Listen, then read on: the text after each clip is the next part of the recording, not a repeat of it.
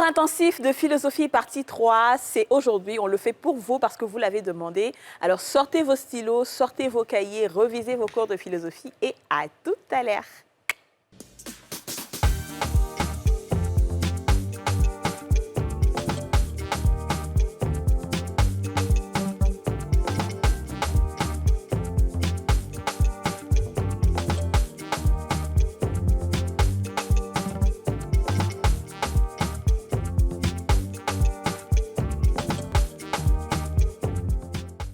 On a tous une bonne raison de suivre les femmes d'ici avec Double Millionnaire. Presséa, partagez des moments fruités.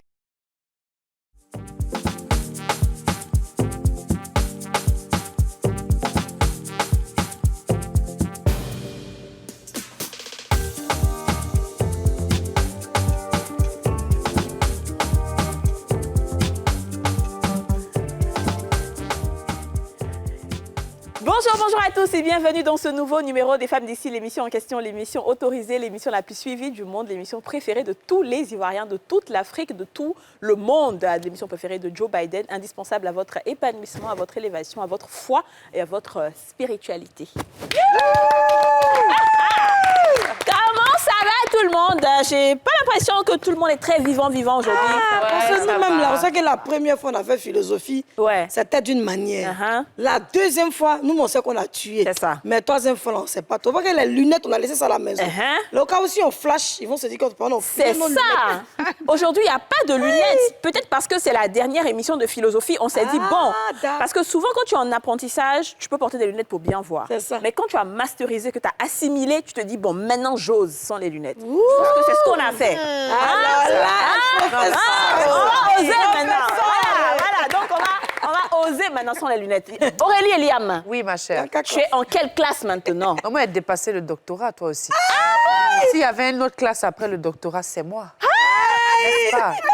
Mais vous qui êtes un doctorant en philosophie, il y a quelle autre classe après le doctorat? Donc, en réalité, il n'y a plus d'autres classes. Donc, elle est hors catégorie. En fait, après, il y a des grades.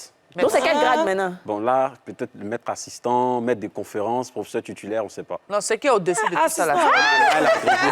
Professeur titulaire. Merci. Tu as dit, hein? Tu as dit, hein? D'accord. Vous savez, c'est ça. C'est que la bouche dit, c'est ce qui s'est c'est ce qui s'est fait. D'accord. Aurélie Eliam, je vous présente, elle est professeure titulaire en philosophie. Très bien, on va applaudir pour elle. On va gâter ton nom, dis-la. Le temps est l'autre mot de Dieu. Ensuite, nous avons juste à côté d'elle Délie Guy-Franck, doctorant en philosophie, qui était avec nous. Tu étais avec nous lors de la deuxième émission. Effectivement. La deuxième partie. Alors, toi, tu es toujours en doctorant en philosophie, on est d'accord? Oui. D'accord, très bien, ça marche. C'est un plaisir de t'avoir. Ensuite, nous avons Ndakofi Sosten, qui est lui professeur de philosophie. Ah oui, le retour. Oui, lui, il était là lors de la première partie. Bien sûr. C'est ça, voilà. Il est toujours professeur en philosophie, on est d'accord? Effectivement. D'accord. Donc, Délie était là lors de la deuxième émission, tu étais là lors de la première, et vous êtes encore là tous les deux pour la troisième et dernière émission de philosophie. C'est-à-dire c'est la finale aujourd'hui, là. C'est la finale. Tu vois, non? Voilà, de toute façon, il y a eu la boxe avec, comment il s'appelait, Mohamed Ali et puis le Congolais, là. C'est comme ça. Et un coup KO. Voilà. Donc, ensuite, nous avons à ma droite celui qui n'était pas philosophe, mais qui est devenu finalement la star de la philosophie un peu partout, Fortuna, le tophytologue. Le gars des mains, le gars des 18 montagnes. Fortuna, le tophytologue, tu étais là à la première partie, à la deuxième partie et à la troisième partie, à la finale. Fortuna, lève-toi et Yasmina fait un peu ton la coupe. Aïe, aïe, aïe. On dit Fortuna. On y va. Fortuna. On y va encore. Fortuna. Ah, il est beau. Fortuna. Bien habillé. Fortuna. Il est chic. Fortuna. Il a mangé grenouille. Avant de venir. C'est un gars des mots. Fortuna. Il ne ment pas. Fortuna. Sa philosophie. Fortuna. On arrête. Ah, Fortuna, oh, Fortuna, eh. Fortuna, oh, Fortuna, eh. Sur la face, oh, la face. Tofio. Tofio, allez, Tofio. Allez sur le côté. Allez, Tofio. Assieds-toi. Quand invité dit dans cette émission, puis il vient 2 fois, 3 fois là, ils se donnent les gens, hein. Ils disent comme les premiers jours. Avec que tu as des listes, maintenant tu ne peux plus t'en te faire voir. Mais tu en mets un chrono, il y a de venir. Faut dire que Fortuna a quand même épaté les Ivoiriens et aussi nous, enfin, les Ivoiriens même et le continent, parce que cette émission est suivie partout. Et même nous sur ce plateau, parce qu'il était là à la première, à la deuxième, à la troisième partie de l'émission. Et vraiment, Fortuna, on espère que ça va se passer bien encore, comme d'habitude. Ensuite, nous avons Yasmine Reda, qu'on va applaudir, qui avance très très bien aussi à l'école. Mais malheureusement, sans le vouloir, j'ai rétrogradé. Quoi? Oui. Pourquoi? Je ne sais pas où il y a la honte là. Je suis retournée quelque part là. Ah bon? Où ça? En quelle classe alors? Où ça? Première année. Aïe! Quelqu'un qui était dans le doctorat, je suis retournée en première année. Oui, parce qu'en fait, le tophytologue avait fait un coup de chat.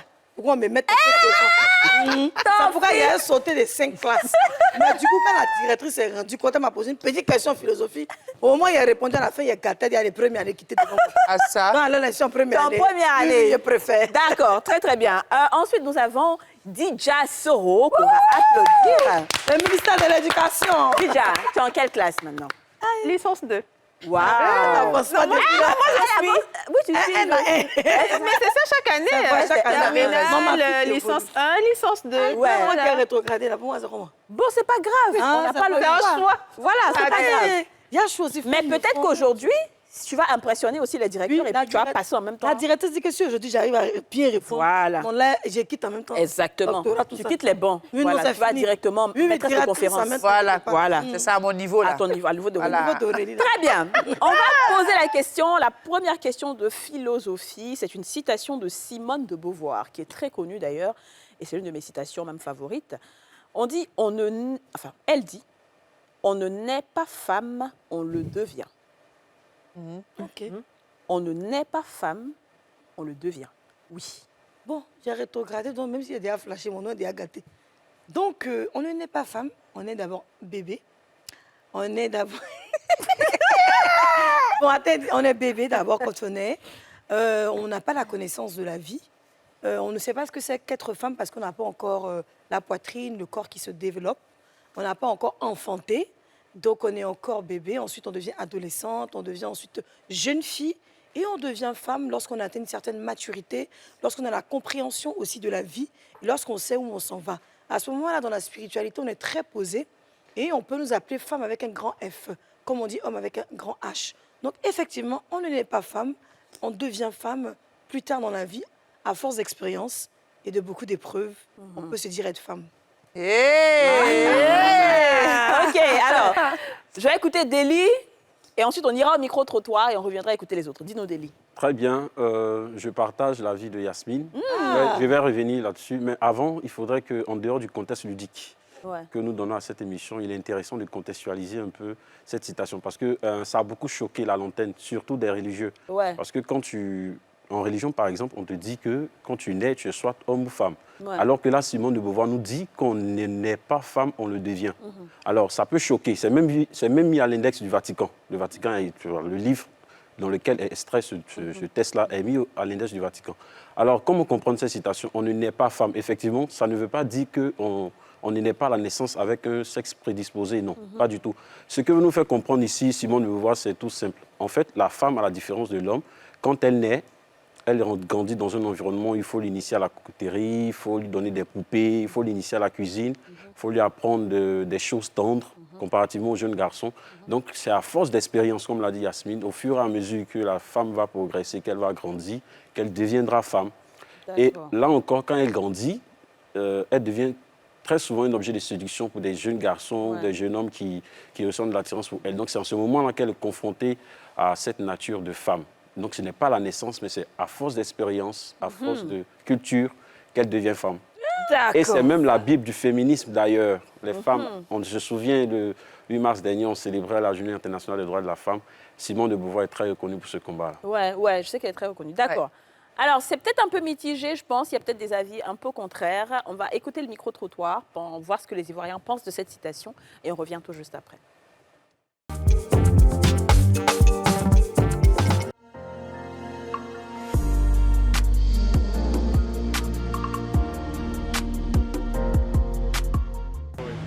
D'abord, ce que je peux dire de cette citation, c'est que lorsqu'on dit on n'est pas femme qu'on le devient, c'est-à-dire que tout le monde n'est pas d'abord femme.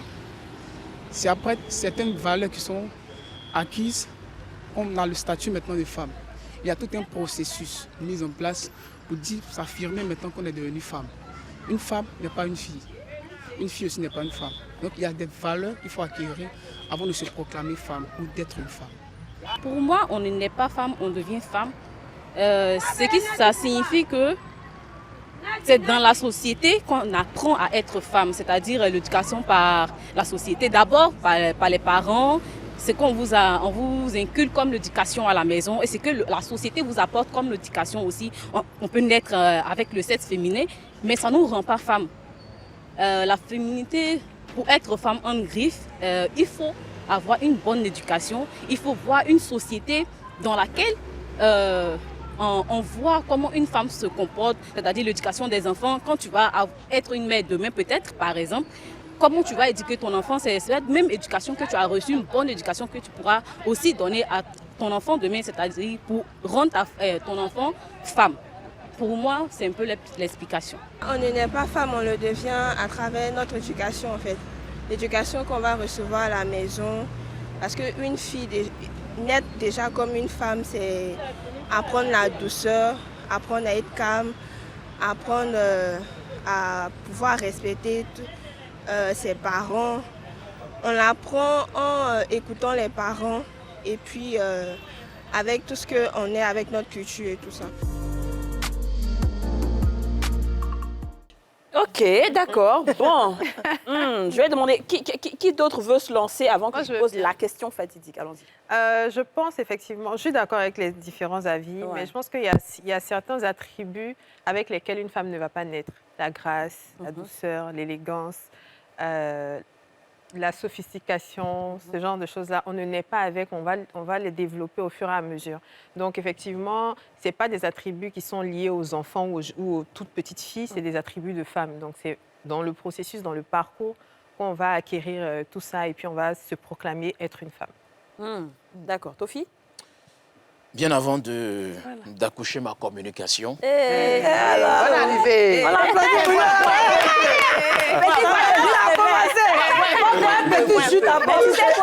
Je pense que le jour où on va inviter le tofitologue et juste Crépin Godot, ça va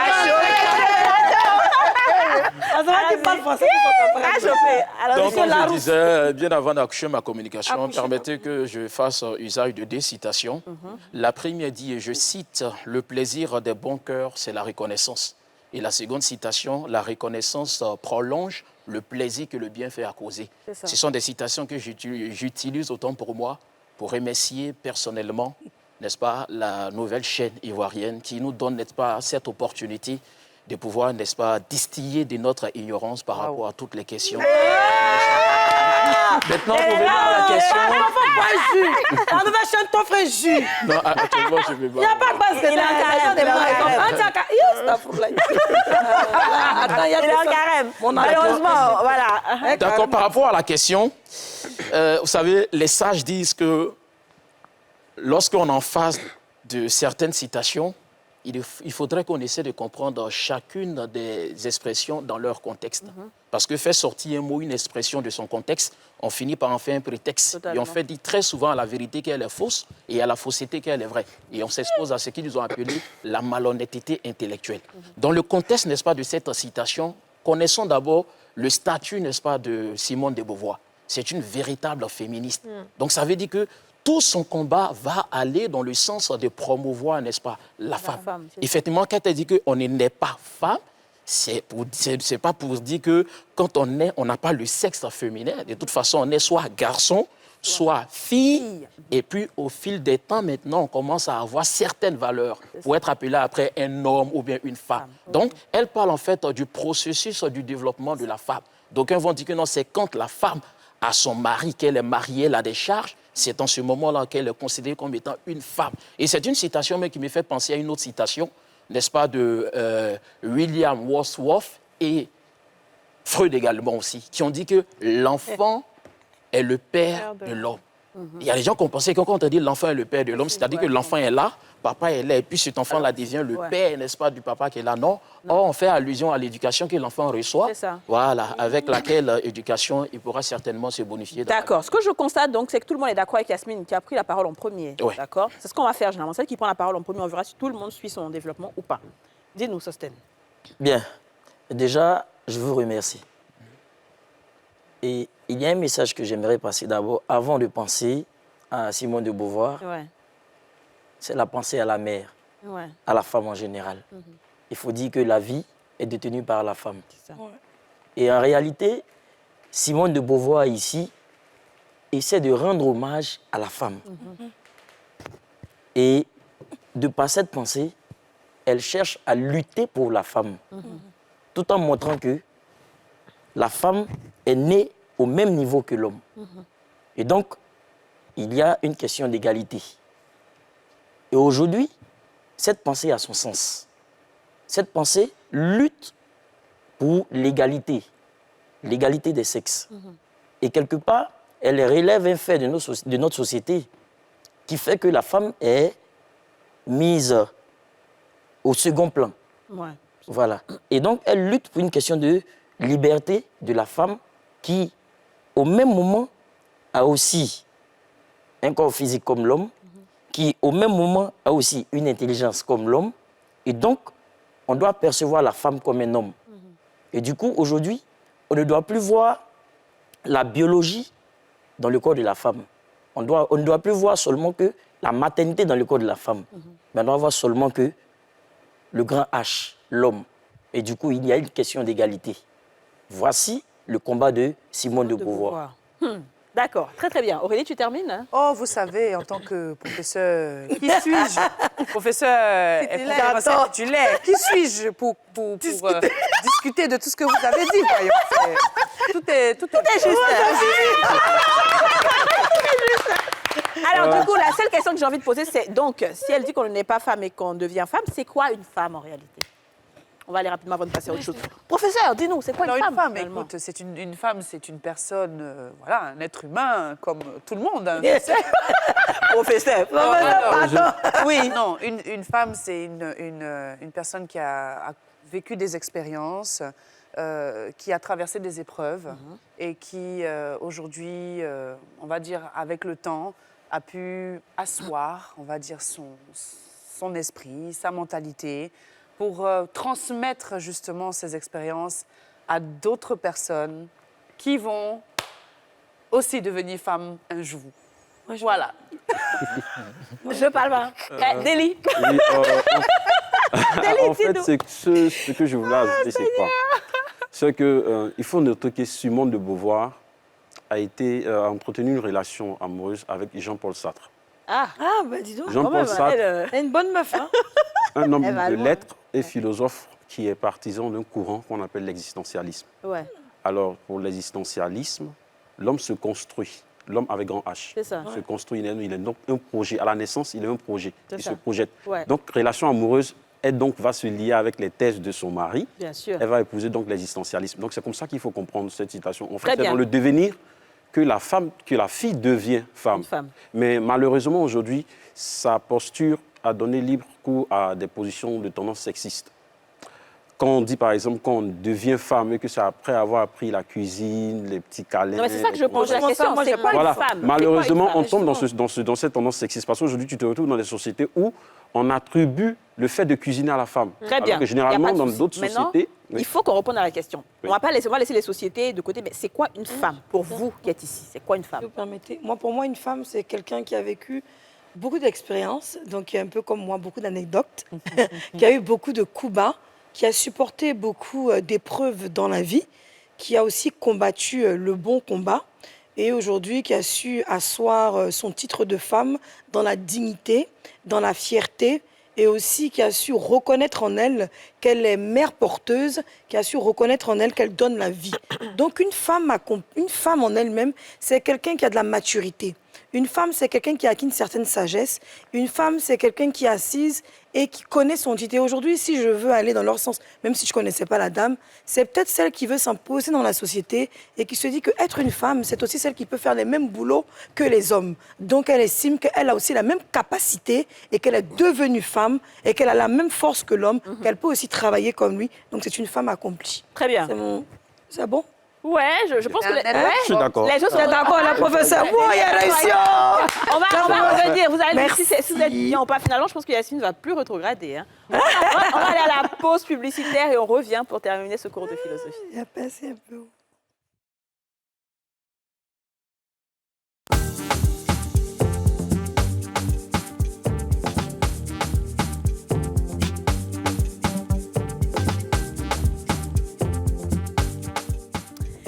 Déli Guy Franck, Nda, Kofi Sosten et Fortuna, le tophytologue, sont avec nous. Pour parler de philosophie, on va vite fermer cette parenthèse de Simone de Beauvoir, même si on va revenir après avec elle. Mais qu'est-ce qu'une femme, donc, pour vous? Yasmine a bien répondu. Vous pensez que vous êtes tous d'accord avec ce que Yasmine a dit ou vous voulez ajouter quelque chose? Oui, je suis d'accord entièrement avec elle. Ouais. La femme, c'est celle qui porte la vie. Ouais.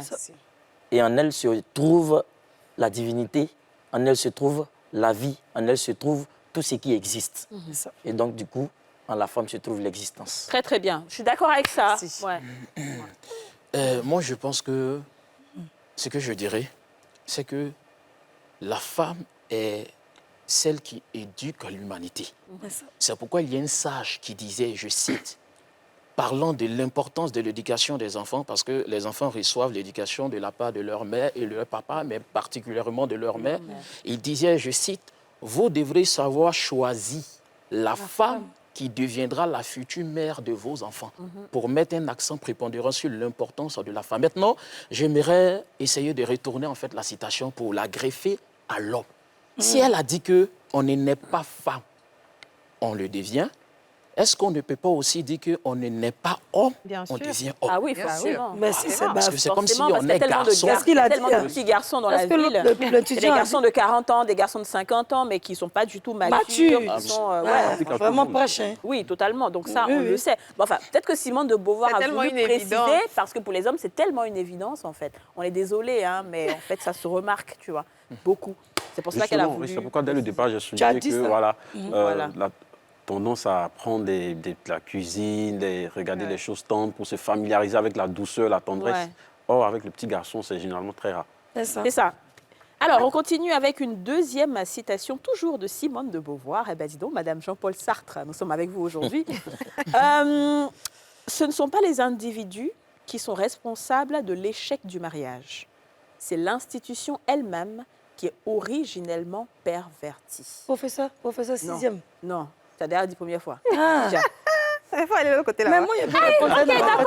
Alors, moi, ce que je pourrais dire sur ça, même si ça ne sera pas approuvé, mais je dis quand même, j'essaye.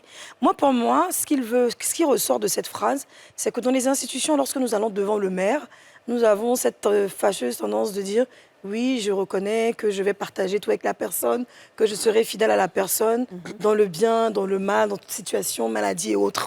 Et en vérité, cette façon de jurer, cette façon de proclamer ces choses, psychologiquement, on se met vraiment dans un petit carré, dans une petite prison qui ne nous permet pas d'être forcément libres dans nos actions. Du coup, lorsque nous rentrons chez nous, en tant que mariés, nous perdons toute cette saveur véritable de la communication qui puisse exister entre l'homme et nous. Donc, on a des restrictions à chaque fois. Même quand on veut exprimer des choses, comme c'est le mariage, j'ai fait doucement. Quand on veut faire comme c'est le mariage, du coup, on restreint ce qu'on est et on perd en fait la valeur ou bien la première chose qu'on a été qui a attiré l'homme.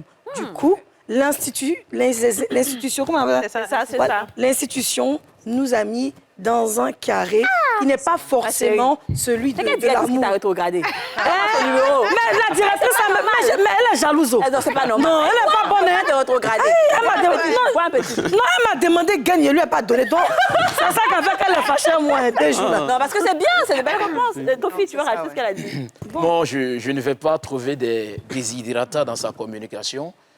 Mais tu parles français? En toute modestie. Il n'a pas soif, en tout cas. En toute modestie. Ce que je veux dire, c'est qu'ici, elle dit que ce sont les institutions qui sont originellement perverties et que la faute, n'est-ce pas, dans le contexte qui est justement le nôtre, ce n'est pas la faute aux individus. C'est ça. Ça veut dire que la faute n'est pas rejetée aux hommes, mais aux institutions. Pourquoi? Simplement parce qu'aujourd'hui, quand on veut accéder à certains postes de responsabilité, on exige que vous soyez mariés. C'est vrai. Du coup, ce qu'on a à l'esprit, c'est de pouvoir nous marier, qu'importe la personne avec qui on va se lier, pourvu qu'on puisse avoir le papier signé pour pouvoir avoir, n'est-ce pas, ce poste de responsabilité. Ouais, donc, en réalité, on ne se marie pas ici parce qu'on a appris à connaître l'autre, entre guillemets. Je pèse bien mes mots parce que connaître, d'aucuns pourront expliquer ça autrement. Mais on se marie simplement parce qu'on veut accéder à certains postes de responsabilité. Donc, ce n'est pas fait par amour. Ça, c'est un côté. Ça, c'est un côté. Yacine a parlé du côté de mairie, toi, tu as parlé du côté poste de responsabilité, ce qui est totalement compréhensible, tous les deux. Mais quand on parle aussi d'institutions, ce sont les hommes qui sont derrière les institutions. Donc, à la fin de la journée, la faute incombe aussi aux hommes, moi, je pense. Si on dit que le mariage échoue, enfin, lorsque le mariage échoue, ce n'est pas le fait de l'homme et de la femme, mais de l'institution, sachant que l'institution qui chapeaute ça, c'est l'être humain. C'est l'être humain qui a décidé que pour accéder à tel poste de responsabilité, il faut que tu sois marié. Pour avoir ça, il faut que tu sois marié. Et autre chose, c'est que quand on est... Beaucoup de personnes mariées vous diront que quand on est dans la période où on vit ensemble, ou qu'on est juste copain et copine, on est très épanoui, on est très heureux. Et dès lors qu'on se marie, on rencontre toutes sortes de difficultés parce qu'il y a justement cette pression que le mariage envoie sur les individus. Tu dois complètement changer qui tu es, ta façon de t'habiller, ta façon de parler, les endroits que tu fréquentes. Tu dois éteindre en fait ton identité première pour devenir la femme de quelqu'un ou le mari de quelqu'un et pour faire beau aux yeux de la société en fait. Oh, la petite Madame la professeure, juste un petit exemple pour couronner. Alors, on parle de l'infidélité. Alors, lorsque nous sommes copains-copines, il y a des infidélités, mais ces pas ne sont pas très poussées et on arrive à pardonner facilement. Lorsque nous sommes mariés, on trouve que les instituts ont dit dans le mariage que l'infidélité, comment on appelle ça? L'infidélité, là, quand on est marié, là. Ouais, l'adultère n'est pas pardonnable. Alors, on en fait des un gros problème. Alors qu'il y a eu pire quand on était copains, copines, les mêmes parties peut-être vivent, revenir, et ça devient vraiment un souci. Les parents se mêlent, tout le monde se mêle, et on détruit en fait un beau mariage pour juste un Je suis d'accord. Oui, Déli. Je suis très d'accord avec ton phytologue, Yasmine et Didia. Surtout Didia, il a vraiment très bien détaillé ça. Mais bon, je veux donner un autre volet de la citation. Parce que quand on parle de perversion de l'institution, on parle ici de la loi. Alors que la loi nous dit, selon la Déclaration des droits de l'homme, que nous naissons en droits égaux et en devoirs. Du coup, quand on arrive dans le mariage avec les histoires de séparation de biens, communauté de biens, chose que je rejette d'ailleurs, parce que souvent ça va contre la volonté de l'un ou de l'autre. Mais la perversion ici vient du fait que dans le mariage, l'image de la femme est associée à la notion de maternité. Voilà, elle est donc très souvent réduite à ce volet-là. Et donc les institutions n'y peuvent rien d'ailleurs. Et surtout que nous nous trouvons dans une société de plus en plus capitaliste. C'est ça. À cela s'ajoute toute cette perversion. Est-ce que je peux... Très, très bien. Alors, ce que vous avez dit est vraiment juste. Moi, je pense qu'effectivement, comme Didia l'a dit, quand on est en couple, on n'est pas marié, on sait qu'il y a des choses à respecter. Mais il n'y a pas cette pression de vouloir forcément... je veux dire qu'on ne nous oblige pas à le faire, on le fait naturellement. Mais lorsque tu vas te marier, c'est comme si on t'imposait ou on te mettait dans un carcan, dans un code que tu dois absolument faire, alors qu'en réalité, ça gâche tout en fait. Ça gâche même la beauté. Quand on te dit tu te marieras pour le meilleur et pour le pire, on est d'accord qu'aujourd'hui, la réalité, c'est que dès qu'il y a un petit truc qui arrive, tu te casses. Donc, ce n'est pas vraiment ça. C'est pour ça que je dis, je pense que s'il y avait moins de règles, où on imposait moins de choses dans le mariage, les couples duraient plus longtemps. D'accord. On termine avec Sosten. À ce niveau, je peux juste ajouter quelques petits mots. D'accord. Pour démontrer aussi que Simone de Beauvoir continue de lutter pour la femme. C'est ça. Lutter pour la femme parce qu'on a remarqué qu'en fonction des lois, la femme est piétinée. C'est ça. Ouais. Et donc, étant dans la relation, à partir du mariage, elle perd tout ce qu'il y a comme pouvoir. Elle n'a plus la même capacité d'être la femme qu'elle était au départ. C'est vrai, c'est vrai. Parce que, à partir de la loi, il y a des choses qui lui sont imposées. Ouais. Et donc, quelque part ici, je continue de dire que Simone de Beauvoir continue de lutter pour la femme. Mais c'est bien, Simone. Pour qu'il y ait l'égalité dans le couple. Ouais, bravo. Allez, on aime bien cette Simone de Beauvoir. Alors, troisième citation, je vais commencer par ici, cette fois-ci. Oui, je sais que vous êtes très fort. Je sais que vous êtes très, très fort. Viens te donner mon jus. Je sais que vous êtes très fort, mais il faut que je commence juste un peu là. Mais ils ne peuvent pas faire. Ils ne peuvent pas faire comment? C'est la sagesse philosophique. Non, c'est ça qui va nous faire mal. On a bien nos répliques, quand ils vont répondre, c'est ce qu'ils ont dit qui est ça là. Ça ne nous arrange plus. Alors, on va commencer ici. Denis Diderot a dit, ce n'est pas l'État qui appartient au prince, c'est le prince qui appartient à l'État. Qui veut se lancer? Bon, vous savez. T'es sûr que tu veux y aller? Ça, tu t'en un peu. Professeur, Alors, déjà, il faut savoir connaître la définition originelle de ces termes-là quand Denis Diderot dit « ce n'est pas l'État qui appartient au prince ». Alors, qui est le prince en général? Le prince est celui qui gouverne. Le prince est celui qui est celui qui dirige. Donc, quand il dit « ce n'est pas l'État qui appartient au prince », on a tendance, et certains princes ou certains présidents, entre guillemets, ont tendance à penser que lorsqu'ils sont au pouvoir, tout leur appartient. C'est eux qui dirigent, c'est eux qui... En fait, c'est plutôt le peuple qui doit le servir plutôt que le contraire. Alors qu'en réalité, c'est le prince qui appartient à l'État. C'est le prince qui doit justement servir son peuple, servir sa population pour que tout le monde soit heureux. Bravo! Bravo, oui, Déli continue. Merci, Kadi. Je partage l'avis de mon prof titulaire. Je partage son avis. Alors, juste un ajout. Le prince, elle a très bien souligné, c'est le gouvernant. Ouais. Alors, Denis Diderot, il est disciple de Rousseau. Ouais. Rousseau est un philosophe contractualiste. Alors, excusez-moi pour les thèmes, c'est un peu trop technique. Les contractualistes sont des philosophes qui pensent que la société n'est pas une donnée naturelle. N'est pas donnée naturellement et qu'avant, les individus vivaient dans un état grégaire. Et que par union, par communauté, ils ont dû édicter des lois pour en arriver à l'État, à ce qu'on appelle État aujourd'hui. Alors qu'on en arrive à l'État, il y a des auteurs comme Machiavel. Et c'est une réponse à Machiavel. Justement, je pense que ça, c'était dans Le Prince de Machiavel. C'est une réponse à Machiavel. Parce que Machiavel pense que l'État, le gouvernement, le pouvoir appartient au prince. Et que le prince a un devoir de force et de violence sur le peuple qu'il gouverne.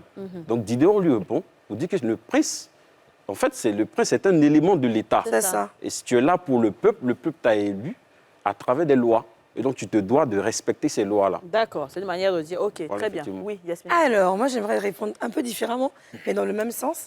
D'abord, un prince, c'est un héritier. Donc, il naît d'une famille princière, qui le veuille ou pas, il va atteindre le trône. Il sera assis sur le trône un jour. Tandis que l'État existe, l'État fait ses lois, les députés font les lois dans le Parlement. Et dans un territoire où il y a la royauté, on a ce qu'on appelle un Premier ministre. Le Premier ministre qui fait fi d'être un président. Tandis que le roi ou la reine, eux, ils sont dans leur royaume et ils ne font que exécuter ce que la loi dit. Tout ce qu'ils ont à faire, c'est de s'asseoir au bon moment et de paraître dans les parades, dire voici tel prince, voici telle reine. Ils peuvent apparaître sur les billets, mais ils n'ont pas vraiment la décision. Donc, ils sont régis par la loi des institutions qui sont déjà présentes. Que le prince meure demain ou que la reine meure demain, elle sera changée, mais la loi restera la loi. Et la loi sera votée par les futurs ministres, les futurs députés, les futurs maires, mais la reine ou le roi ou le prince n'a rien à voter en fait. Lui, il est juste là pour régner dans son royaume, mais en dehors, le pays fonctionne sous la direction, justement, des institutions et de l'État. Ah ouais? Moi, je suis... En fait, pourquoi je partage, je ne vous coupe pas la parole, c'est bien parce que Yasmine, à chaque fois que nous sommes dans les concepts, elle revient un peu sur terre pour faire comprendre un peu aux personnes qui ne comprennent pas trop les systèmes techniques. Et là, je la félicite d'ailleurs. D'accord, très bien. Donc, Didia. Par rapport à ce que Yasmine a dit, je pense que dans le contexte dans lequel la citation a été écrite ou sortie n'est pas nécessairement la royauté. On ne parle pas de royauté en tant que telle, en fait. C'est juste une façon de dire, en fait, qu'on t'a élu, tu es au service du peuple qui t'a élu, et pas l'inverse. Donc, tu ne peux pas être violent avec ce peuple-là, tu ne peux pas maltraiter, en fait, ce peuple-là. Parce que c'est grâce à lui que tu as accédé à ce pouvoir-là. Sans le peuple, tu ne serais pas là, tout simplement. D'accord. Donc, c'est d'accord avec ce qu'Aurélie a dit, en fait. Corriger quelque chose. L'élection, on élit, ça, non? On élit un président, mais pas un prince. Le prince, il est déjà dans la royauté. C'est un livre qui est déjà écrit depuis des décennies, qui dit que le fils de temps engendra tant, et tant sera tant, tant sera tant. Donc, c'est les hommes, en fait, qui prennent le pouvoir. Si, là, c'est au niveau de la reine, comme par exemple en Angleterre, qui est décédée, on sait qui est le prochain prince. Le prochain, on sait que s'il meurt, on sait qu'il va le prendre même jusqu'au plus petit. Donc, il n'y a pas d'élection qui est faite en tant que telle. C'est déjà dans les écrits. Mais est-ce que Tandis qu'un président, il va aux élections, il envoie c'est ce qu'il peut Oui, faire. on comprend Donc, très bien. il n'y a pas d'élection On comprend pour un très bien. président, pour un Ce que je roi. veux savoir, c'est que est-ce que quand Denis Diderot écrivait ça, À l'époque, il y avait à beaucoup de l'époque, là, royaumes. est-ce que c'était affaire de président ou prince roi? Il n'y en avait pas à l'époque, c'est Louis XIV. J'écoute Tophi. Parce que les rois, Louis c'était eux qui XV. dirigeaient à l'époque. Justement, il y avait c'était pas les de rois. président, et c'était Oui, voilà, c'était la monarchie. Justement, c'était, donc, D'accord. c'était Louis plutôt, XIII, 14, Louis XV. Déjà, dans cette citation, l'auteur fait la promotion, au risque de me répéter, le panégyrique de la démocratie par rapport aux autres, n'est-ce pas, j'ai envie de dire, courants qu'on connaît par rapport à la gestion, n'est-ce pas, de l'État. Et dans cette citation, je pense que la quintessence même de la citation interpelle, à l'heure actuelle même, tous nos dirigeants. Tous nos dirigeants, effectivement. C'est pourquoi il y a un groupuscule de personnes qui pensent que le président, en réalité, n'est pas le président, mais le président est l'esclave du peuple. C'est ça. Parce qu'il vient pour mettre tout simplement tout ce qu'il a comme expérience au service, n'est-ce pas, du peuple. Voilà pourquoi il est important, justement, au-delà de l'aspect philosophique, n'est-ce pas, que nous sommes en train de relever, de savoir que ce sont des choses qui nous aident dans la société. Très souvent, on dit que non, les philosophes ne font que parler seulement. En réalité, ce sont des gens qui apportent beaucoup. Donc, tu es d'accord, tout le monde est d'accord finalement. Est-ce qu'Aurélie a dit? N'est-ce pas? Ouais, Sostène. Ok. Au-delà de l'aspect spéculatif de la philosophie, il y a l'aspect social, à partir duquel le philosophe se donne la possibilité de relever l'état de la société. C'est ça. Alors, Diderot, en écrivant, il est vrai qu'il n'a pas pensé véritablement à l'heure actuelle il y a les notre présidents. vécu. Mais nous nous rendons compte que sa pensée est d'actualité. Justement, prêche. En ce sens que cette pensée vient pour mettre à nu tout ce qu'il y a comme pouvoir fondé sur la monarchie absolue, ceux qui détiennent le pouvoir et qui pensent qu'au-delà de ce qu'on est comme être humain, on peut même égaler Dieu. Alors, c'est pourquoi il dit que c'est le prince qui appartient à l'État. Ça veut dire que tout ce que tu as comme pouvoir ne vient pas de toi. C'est ça, bien sûr. C'est le peuple qui t'a mis là, qui te donne tout ce pouvoir-là, qui te dit, tiens, vas-y, fais ce que tu as fait. Et donc, en posant ces actes, tu te donnes la possibilité de ne pas tomber dans ce qu'il y a comme comportement excessif pour rendre tous ceux qui sont autour de toi comme des gens qui sont rabaissés. Bravo. Possible Donc, de donner deux citations seulement. rapidement. Voilà, deux citations qui vont dans le même sens. On a Nietzsche qui l'a dit. Il dit que l'État est le plus froid des monstres froids. Il ment froidement. Et voici le mensonge qui s'échappe de sa bouche. Moi, l'État, je suis le peuple. Et je pense qu'il y a Michel aussi Bakounine qui l'a dit. L'État est un vaste cimetière où vont s'enterrer toutes les manifestations de la vie individuelle. Donc, ce sont des philosophes qui... J'aime bien cette citation-là. Ouais, c'est ça, la philosophie. Alors, je vais poser la prochaine question. Et en même temps, on ira à la pub, d'accord? Denis Diderot, toujours, il a dit « Celui qui se sera étudié lui-même sera bien avancé dans la connaissance des autres. » Et on va devoir débuter ça avec Sostène. On va à la pub et on revient.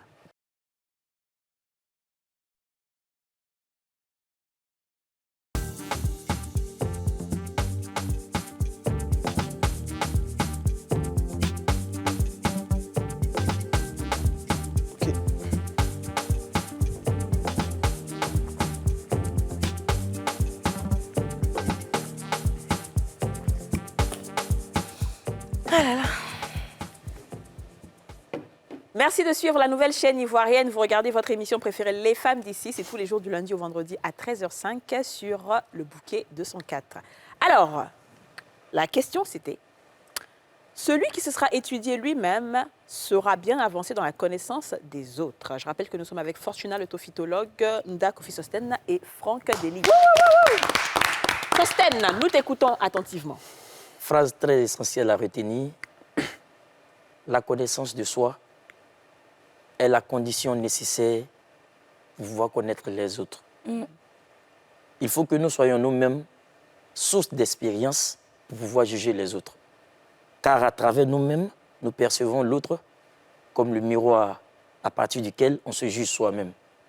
Ça, c'est une vraie philosophie. Là. Alors, autant se connaître soi-même à partir de ses propres actes, en s'expérimentant soi-même dans ses propres actes, en se jugeant soi-même dans ses propres actes, avant de les prêter aux autres.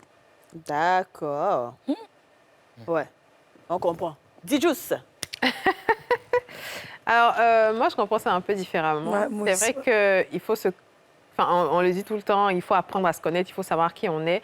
Ça permet de développer certaines facultés comme l'empathie, la tendresse, la douceur par rapport aux autres. Parce que quand on traverse soi-même des expériences difficiles qui nous brisent et qu'on voit une autre personne en train de traverser ces mêmes situations-là, on a naturellement, parce qu'on sait ce que ça fait, parce qu'on sait ce que ça représente comme douleur, comme souffrance, on va naturellement aller vers cette personne-là et lui apporter de l'amour, du soutien. Ah ouais? Quand on ne se connaît pas soi-même, c'est vrai que se juger, se connaître pour se juger avant de juger les autres. Moi, je ne vois pas ça du côté du jugement, nécessairement, du côté du jugement, mais plutôt du côté de l'amour, de l'affection, de l'empathie, de la bienveillance qu'on pourrait donner autour de soi. D'accord. Différemment encore. C'est différent. Écoute, Moi, j'irais plutôt dans le sens de Sosthène. Ouais. Parce que si tu ne te connais pas, comment tu peux savoir comment les autres sont? Comment tu peux arriver à comprendre les autres si toi-même tu ne te comprends pas, si toi-même tu n'as pas confiance en toi, tu te juges, tu ne peux pas te permettre en réalité de pouvoir même juger les autres de manière objective. C'est parce que quelqu'un qui n'a pas confiance en lui, quelqu'un qui ne sait pas qui il est, comment tu veux qu'il ait une représentation de l'autre qui soit à la hauteur de ce que tu es toi-même. Je ne sais pas si tu vois ce que je veux dire. Je ne vois pas très bien. Alors, c'est très philosophique. Voilà. Alors, moi, je vais d'abord bien la relire pour vous faire comprendre ce que j'ai compris. Alors, on dit, celui qui sera étudié, qui se sera étudié lui-même, sera bien avancé dans la connaissance des autres. Alors, quand on prend la Bible ou le Coran, il y a beaucoup d'écrits qui nous emmènent à... C'est comme des guides, en fait. Donc, on étudie ces livres-là afin de pouvoir nous diriger nous-mêmes dans la vie de tous les jours. On dira, certains pourraient dire, c'est le mode de... Vous savez, quand vous achetez un jouet pour les enfants, il y a le mode d'utilisation pour notre vie. Donc, ceux qui l'ont écrit sont bien nantis dans la chose. C'est pour ça qu'ils peuvent nous permettre aujourd'hui de pouvoir lire et de pouvoir nous-mêmes nous diriger. Quand vous prenez Pythagore, par exemple, qui a fait beaucoup d'expériences en mathématiques, il a lui-même fait des expériences qu'il a validées. Et ensuite, nous, on va aller maintenant à l'école, on va étudier ça afin de pouvoir mettre ça en pratique. Nous allons plus loin dans des livres, peut-être les livres d'amour. C'est peut-être de la fiction, mais ça part aussi de la réalité et des histoires de vécu qui pourront nous-mêmes, à notre tour, nous permettre de nous étudier et étudier dans la situation dans laquelle on est. Donc moi, je vois plutôt comme un livre ou un personnage qu'on étudie, mais lui-même qui est un guide pour nous dans tout ce que nous allons faire. Comme un philosophe, par exemple. Moi, je ne vois pas ça comme ça. Je ne comprends pas très bien cette. Vous avez compris ce que j'ai dit? Dis-nous, ton philologue. Celui qui se sera étudié lui-même sera avancé, aura la connaissance. Sera bien avancé dans la bien avancé dans la connaissance de l'autre. Il y a deux éléments ici. Il y a le moi et il y a l'autre moi. Celui que Jean-Paul Sartre a appelé autrui, qui est le moi, qui n'est pas moi. Donc, dans cette citation, en fait, telle que la phrase même est formulée, c'est comme si l'auteur est en train de dire que tu ne peux pas te connaître, en fait. Socrate l'a dit, « Oh homme, connais-toi toi-même et sois sage. » Et ici, il est question d'étude. On ne peut pas se connaître soi-même. C'est pourquoi il y a deux courants de pensée, n'est-ce pas, qui vont avoir beaucoup de polémiques dans ce sens-là, les rationalistes et les psychanalystes. Les rationalistes, comme Blaise Pascal, qui dit que l'homme est le roseau le plus faible de la nature, mais un roseau pensant, c'est un courant de pensée qui fait ici la promotion de la primauté, n'est-ce pas, de la conscience dans les agissements de l'homme. Contrairement, n'est-ce pas, à la pensée psychanalyste, avec, n'est-ce pas, le père de la psychanalyse qu'on appelle Freud, qui vient et puis il dit que l'homme n'est point cet être de bonheur, au cœur assoiffé d'amour, dont on dit qu'il agit lorsqu'il est attaqué, mais un être qui porte au compte de ses données instinctives une bonne somme d'agressivité. Ça veut dire que quand tu es conscient de toutes ces contradictions qui sont au fond de toi, tu auras du répit pour pouvoir juger les autres. Et pour terminer, on voit même, n'est-ce pas, une illustration parfaite dans la Bible. Lorsque la femme, n'est-ce pas, est tombée, n'est-ce pas, dans ce acte ignoble, l'adultère, et qu'il était question, n'est-ce pas, de lapider cette dernière, le maître, il est sorti et qu'est-ce qu'il a dit? Que celui qui n'a jamais péché, lui jette la pierre. C'est là qu'ils se sont rendus compte qu'eux-mêmes, en fait, ils avaient toutes ces imperfections-là en eux. Donc, du coup, ils savent que, par rapport à la citation, ils voient que ces imperfections-là, quand ils sont conscients de cela, ça ne peut pas te permettre de juger l'autre négativement. Ah, j'aime bien. Franchement, bravo. Bravo. Pardon. Non, t'en fais. Déjà, Tofi, je vais juste ajouter que quelque part, tu viens de dire quelque chose que nous avons déjà relevé, même si on ne peut pas se connaître soi-même, mais à partir de ce que l'on a conscience de certaines choses qui sont en nous, alors on se donne la possibilité d'approcher quand même ce genre de connaissances qui nous habitent. On est dans le processus alors. Ok. C'est pour ça qu'il a dit qu'il y a deux volets et qu'il peut contredire certaines pensées. Je suis d'accord avec Donc on reste toujours dans l'étude. D'accord. Que dire, ton phytologue, c'est vraiment bien dit. Bon, ce que je voulais dire, c'est quoi? C'est que même si je ne partage pas trop le sens du connais-toi toi-même de Socrate, parce que là, quand Socrate le dit, c'est à l'encontre de ses contemporains, les maîtres de la parole. Les philosophes et autres. Voilà, il leur demande de se connaître en tant qu'ignorant, parce que quand tu te connais, voilà, tu sais que tu es faillible. Alors, ce que je voulais dire, je suis très d'accord. Là, il y a une conciliation des rationalistes et des psychanalystes, parce que l'être humain n'est pas seulement fait que des raisons, comme il a souligné. Il y a aussi les plaisirs par moment, les désirs, les oublis momentanés, les lapsis, etc., etc. Donc, quand tu auras étudié tout ça, tu prendras compte de tes valeurs, tes défauts, ton expérience, tes sentiments. À partir de ce moment-là, tu pourras comprendre ton prochain, qui est le médiateur indispensable entre toi et toi-même. Alors, si je vous complète, on se retrouve un peu dans le temps de la Bible, on va parler des pharisiens. Les pharisiens qui étaient les maîtres de la loi, qui avaient tendance à juger très rapidement les actes des autres, mais qui étaient eux-mêmes de gros pécheurs et qui ne connaissaient pas vraiment la réalité de la spiritualité. Donc, on peut parler d'eux aussi. Ils pensent être maîtres de toutes choses. C'est pour ça qu'il faut éviter de juger, éviter de condamner. Et... Bien, très bien. Alors, autre citation, Léopold von Sacher-Masoch, je ne sais pas si je prononce bien, Masoch, a dit « Ne te sens jamais en sécurité auprès de la femme que tu aimes. » Oui, je voulais bien terminer sur ça. Moi, je veux bien répondre rapidement. Alors moi, je ne prends pas cette citation au pied de la lettre. Je vais plutôt la contextualiser comme étant... Ici, quand on parle de la femme que tu aimes, c'est... Je vais donner une image, c'est les personnes que tu aimes qui sont proches de toi. OK. Donc, ne te sens jamais en sécurité parce qu'en général, on dit le mal ne vient jamais de loin. C'est toujours dans notre cercle le plus restreint qu'on nous trahit, qu'on nous ment, qu'on nous vole, qu'on fait tout ce qui est mauvais. Donc, je ne prends pas ça au pied du mot pour dire que c'est la femme que tu épouses, mais plutôt... Il aurait pu dire les autres, il a dit la femme. J'en sais rien, mais moi, c'est comme ça que je comprends, que c'est de faire attention aux gens proches qu'on a autour de nous, parce qu'en réalité, le mal ne vient jamais de loin. Mais il n'a pas dit ne te sens jamais en sécurité auprès de l'homme que tu aimes. Oui, il a dit la femme. Ben justement. OK. Alors, pour terminer, moi, j'aimerais dire que moi, ce que je comprends dedans, alors quand on aime, on est vraiment à 100%, on fait confiance à la personne. L'amour rend aveugle, c'est ce qu'on nous dit souvent. L'amour fait qu'on n'a pas besoin de se méfier de la personne qui est en face de nous. Alors qu'en vérité, l'amour peut blesser. L'amour peut détruire. L'amour peut nous envoyer une dépression. Donc on dit, dans la situation... Ne te sens jamais en sécurité. Donc tu te penses que tu es tellement en sécurité que lorsqu'il y a une petite faille, tu es détruit au fond de toi. Donc on t'avertit en même temps. Tu aimes, mais ne te sens pas trop en sécurité. Parce que le malheur n'est pas loin, en fait, d'arriver. La déception n'est pas loin. Pas que vous allez briser la relation, mais il peut y avoir une petite chose qui peut être faite qui va te rendre triste. Mais c'est toujours la même chose, parce que pourquoi il n'a pas utilisé l'homme, en fait? Parce que la personne que tu aimes... Si le toxicologue me trahit, je le vois sur le plateau. Mais si mon homme me trahit à un certain niveau, ou bien ma femme me trahit si je suis un homme, j'aurais tellement mal que je ne vais pas comprendre. Et tu vois, les gens qui se sont appellent le goumet. En fait, il a parlé du goumet là, en fait. Alors, moi, je vois c'est le goumet, en dans le fait. sens où, lorsqu'un homme rentre dans une relation, il considère souvent la femme comme un acquis. Du coup, il se met dans un certain confort, une certaine sécurité, en se disant que cette femme ne va jamais partir. C'est ça. Et alors qu'à un moment donné, la femme, quand elle sent que justement, elle n'est plus aussi aimée, aussi attentionnée, elle ne reçoit plus de cette attention, elle est capable de partir. C'est pour ça qu'il menace, en fait, pas il menace, mais il avertit. Il avertit cet homme-là pour dire ne te sens pas en sécurité auprès de la femme que tu aimes, parce que si tu te sens trop en sécurité, que tu es trop dans ce confort et que tu la considères comme un acquis, eh ben elle va partir. Moi, c'est un peu comme ça que je comprends aussi, comme Aurélie. Oui, je suis d'accord. Avec qui? Avec Yasmine et la prof titulaire. Merci. Voilà. Okay. Un ajout. Parce que là, ça ne se fait pas, mais je suis dans l'obligation de revenir à un courant qu'on appelait le picurisme.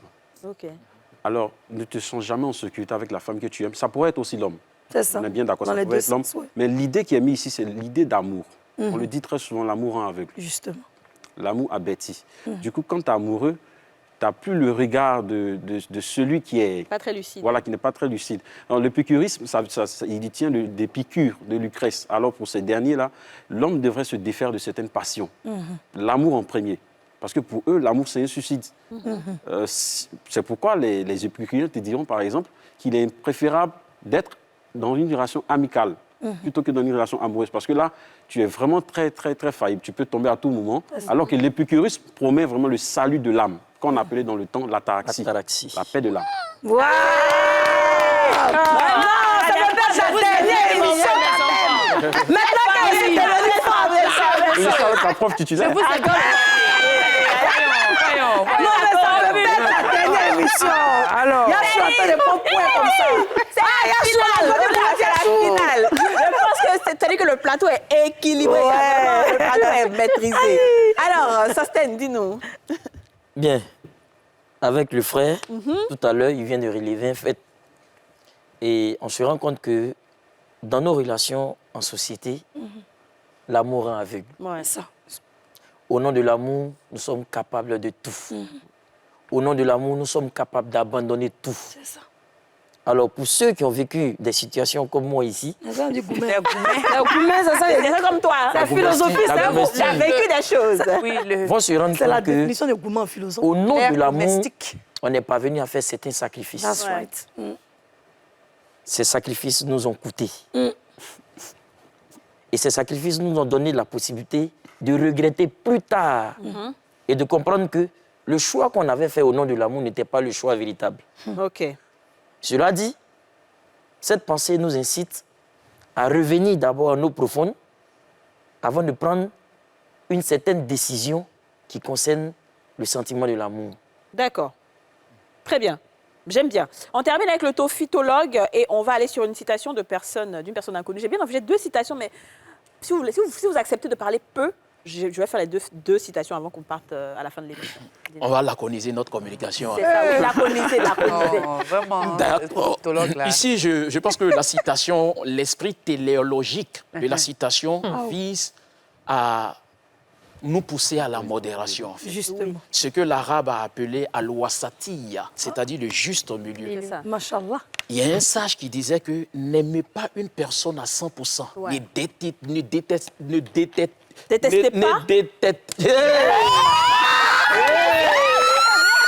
Laissez-nous passer à la place.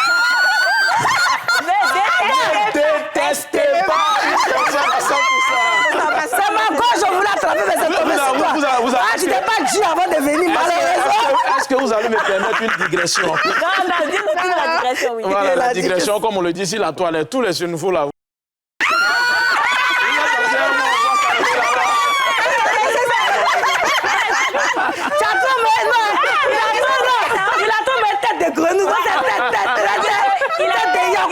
Il a été tellement parfait de la première émission que là, il a tout gâté. Allons-y. Voilà, donc c'est plus de points. Alors, Satya, le juste au milieu, voilà. Parce que quand vous allez peut-être avoir, pas détester une personne à 100%, la personne que vous avez aimée à 100% fait finir par être la plus grosse ennemie de votre vie. Et vice-versa. Ouais. Donc, c'est d'être vraiment dans... La modération. Je suis tout à fait d'accord. J'ai eu raison. Tout à fait d'accord. Oui. Alors, on a une citation d'un inconnu qui dit, et là, on va descendre un peu le niveau, un bébé sur le dos de sa mère ne s'aperçoit pas de la longueur du chemin. Ben ça, c'est en ivoirien quand même, on peut même dire. Hein. Un bébé sur le dos de sa mère ne s'aperçoit pas de la longueur du chemin. Qui se lance? Aïe, moi, maintenant, je trouve d'habitude. Mais bébé, même qui est sur le dos de sa maman, il ne sait même pas qu'il est sur le dos. Il a déjà même un conseil, il ne sait rien. Comment il peut connaître même la durée du chemin? C'est comme on dit quelqu'un qui est en voiture, il est assis bien dans l'avion, il fait des heures, il est en première classe, il est à l'aise, il est couché. Est-ce que lui peut savoir si l'avion fait 8 heures ou 6 heures? Lui, il est dedans seulement, on lui sert champagne, il est dedans, c'est la belle vie. Donc, il ne peut pas connaître la distance, il n'a pas cette souffrance. Mais la mère ou la personne qui le porte, qui marche, cette personne ressent plus la distance à cause de la marche, de la fatigue, du poids même que l'enfant a même dans le dos de cette dernière. Très bien. Moi, je pense que c'est la version la plus simple. Hein? Enfants, une famille, papa, maman et les enfants. À chaque fois qu'on... comment dire ça on a tapé le poche aujourd'hui. Vraiment, laissez-nous faire.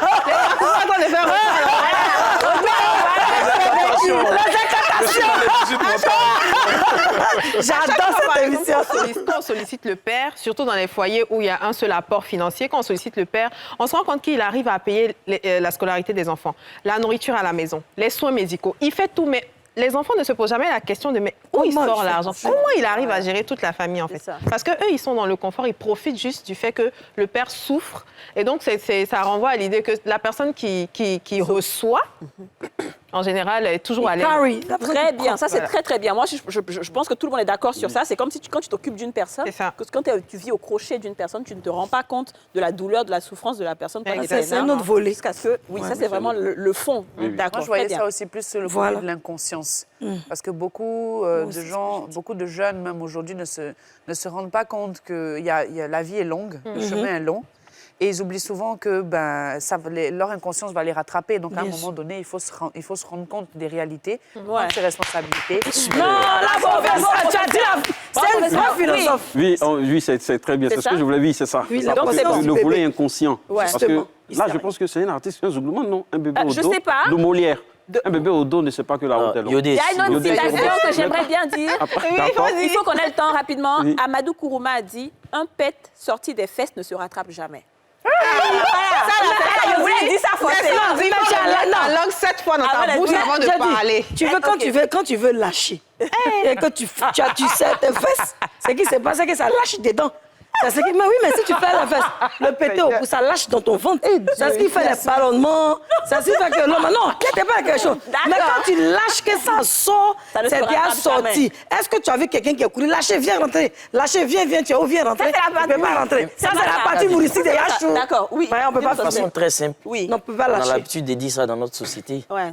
L'eau qui est déjà versée, on ne peut pas ramasser. C'est ça, exactement. L'erreur qui est déjà commise ne peut pas se rattraper. C'est fini. Très, très bien. C'est ça, en fait. Et puis quand ça sort, ça sent. Ton phytologue, exactement. J'allais abonder dans ce sens-là. De lâcher là, quoi.